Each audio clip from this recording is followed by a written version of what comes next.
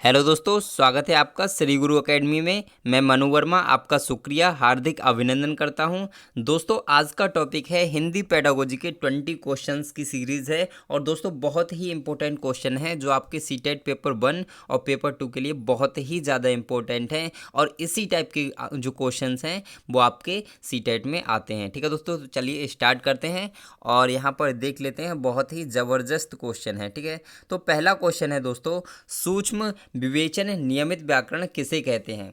सूक्ष्म विवेचन नियमित व्याकरण किसे कहते हैं? ऑप्शन फर्स्ट है, यह बच्चों की पढ़ी या सुनी हुई बातें होती हैं। ऑप्शन बी, बोलचाल और लिखित भाषा में जिन नियमों का प्रयोग होता है। ऑप्शन सी, बच्चों के लेखन में संज्ञा, सर्वनाम, क्रिया आदि का इस्तेमाल किया जाता है। ऑप्शन डी, व्याकरण के अध्ययन और अध्यापन की दशा के लिए होता है। दोस्तों, ये क्या हो सकता है इसका राइट आंसर? तो मैं आपको बताना चाहूँगा कि बोलचाल और लिखित भाषा में जिन नियमों का प्रयोग किया जाता है वही आपका सूक्ष्म विवेचन नियमित व्याकरण कहलाता है, यानी कि option number B is right answer. ठीक है दोस्तों, तो ध्यान रखेंगे, बहुत ही इंपॉर्टेंट क्वेश्चन है और इसी टाइप के आपके सारे क्वेश्चंस होंगे। दोस्तों, जितने भी भाई बहन यहाँ पर वीडियो देख रहे हैं तो सभी लोग कमेंट करके ज़रूर बताइए कि आपके कितने क्वेश्चंस हो पा रहे हैं। यदि आप 20 में से 10 क्वेश्चन भी कर पाते हैं तो आपकी तैयारी बहुत अच्छी है दोस्तों। ठीक है, दूसरा क्वेश्चन है, शब्द शिक्षण, वर्तनी शिक्षण, उच्चारण शिक्षण किस विधि के द्वारा सबसे ज़्यादा किया जाता है दोस्तों?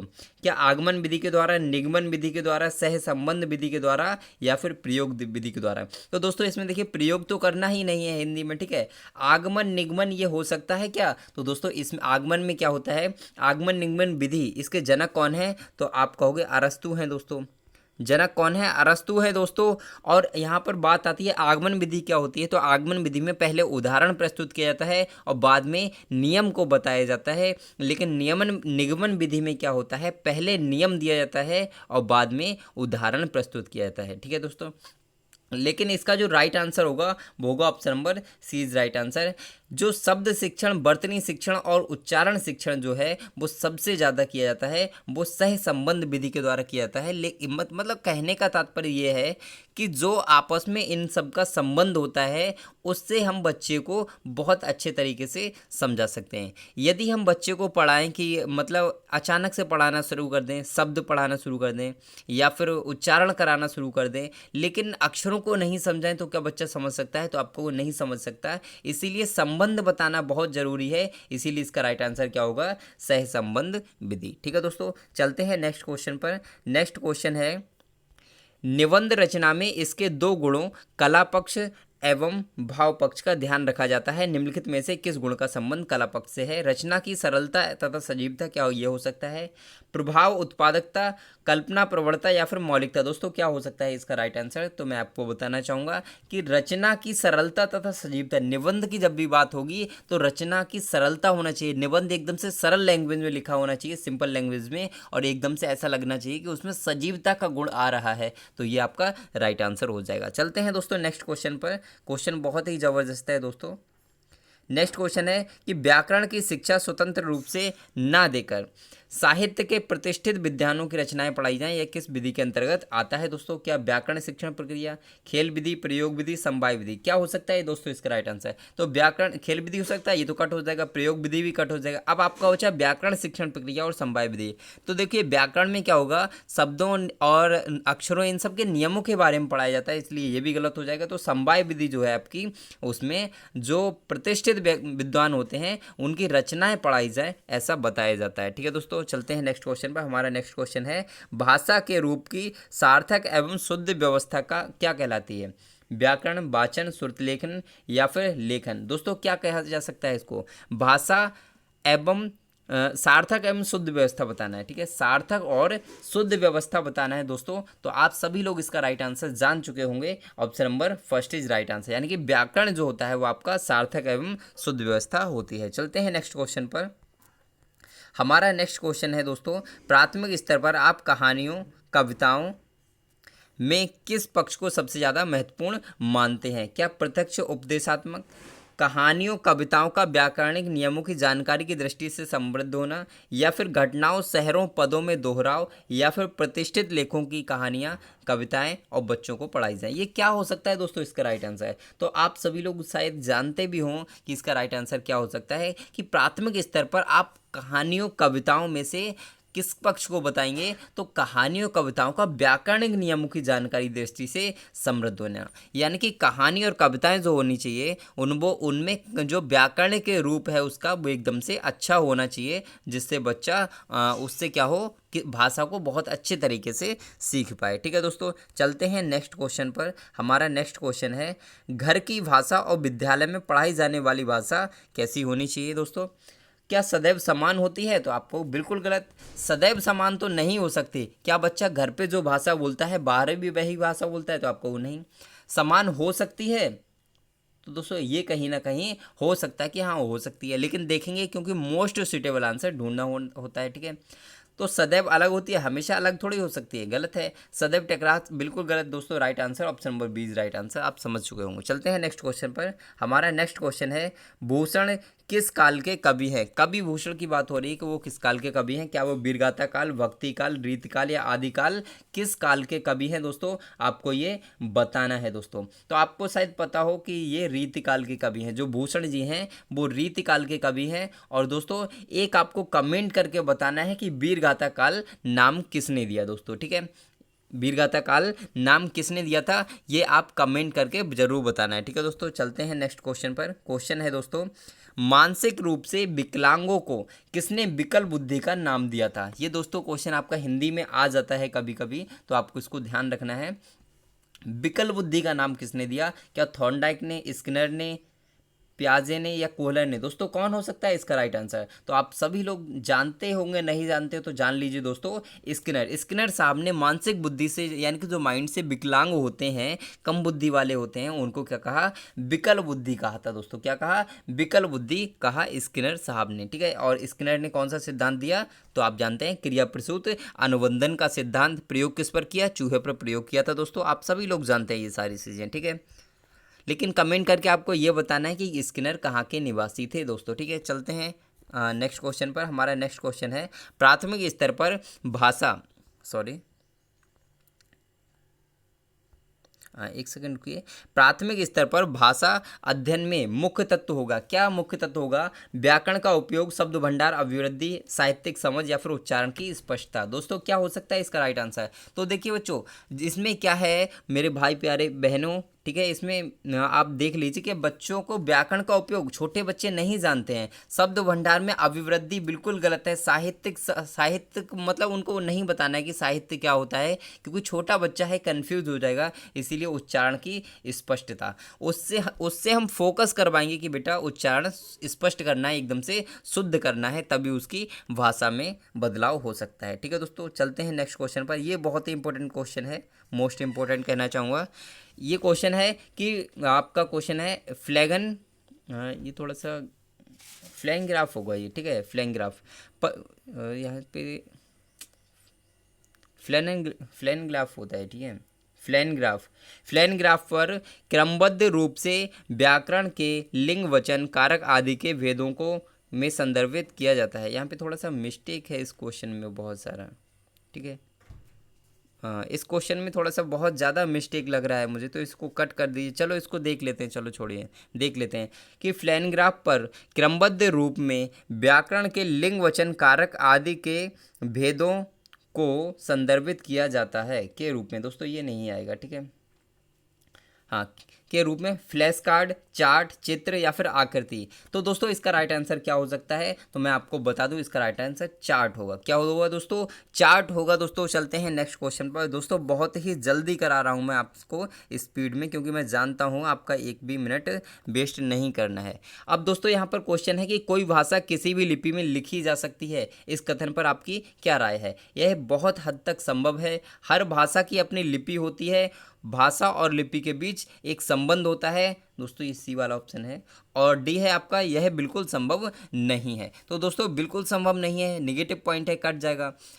आपका जो फर्स्ट ऑप्शन था यह बहुत हद तक संभव है, ये क्या हो सकता है? तो आप कहोगे हो सकता है। ऑप्शन बी हर भाषा की अपनी लिपि होती, गलत। ये तो बिल्कुल गलत है ना, हर भाषा की लिपि कहाँ होती है दोस्तों? हर भाषा की अपनी लिपि नहीं होती है। नेक्स्ट था भाषा और लिपि के बीच एक सीधा संबंध है, बिल्कुल गलत, सीधा संबंध नहीं है दोस्तों। Option number first is right answer. चलते हैं नेक्स्ट क्वेश्चन पर। हमारा नेक्स्ट क्वेश्चन है क्वेश्चन है दोस्तों कि विद्यार्थी की लिखित अभिव्यक्ति का मूल्यांकन करते समय निम्नलिखित में से किन बातों का ध्यान रखना चाहिए। ऑप्शन फर्स्ट, यथोचित अनुच्छेदों का निर्माण करना, भावों का चयन करना, उचित हाव भाव या फिर उपरोक्त सभी। दोस्तों इसका राइट आंसर क्या हो सकता है, तो मैं आपको बता दूं कि विद्यार्थी की अगर लिखित अभिव्यक्ति की बात की जाएगी कि उसका मूल्यांकन करना है तो यथोचित अनुच्छेदों का निर्माण करवाना चाहिए, यानी कि अनुच्छेदों का निर्माण करवाना चाहिए बच्चे से। अनुच्छेद आप समझते हैं ना, पैराग्राफ जो होता है आपका, ठीक है। तो चलते हैं नेक्स्ट क्वेश्चन पर।